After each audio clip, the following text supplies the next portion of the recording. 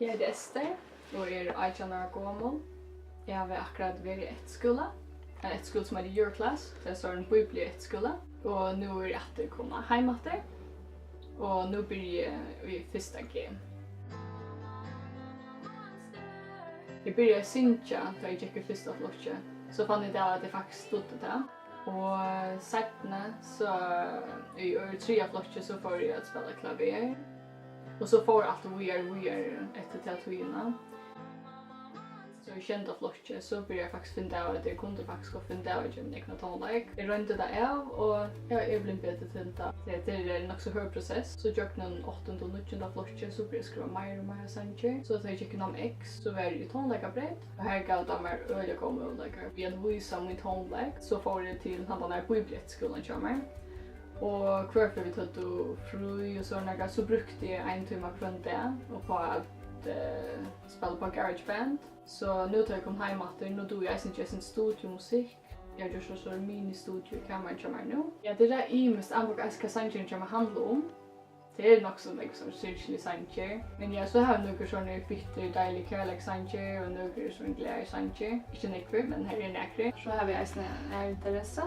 Det är att teckna och så lite som jag måla. Jag vill säga att jag började få AHN för att teckna arten. Jag fick intresse för tonlägen. Det här tecknat det har vi gjort så igen en förskola. Man får mina känslor ut över att teckna. Det är inte negativt att vi tar sig för att kunna ha det alltid så räddigt att göra. För inte alltid skulle ta sig för att alltid sådana känslor och till mamman, men kanske är jag bara född till att skulle vara han som ska synka.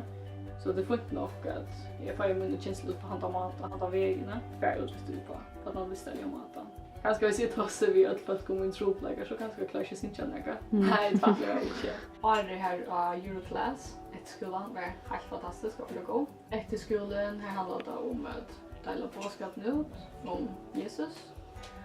Så sagt nu så får vi 6 veckor utanförast. Och då får vi till kvarters kontinent.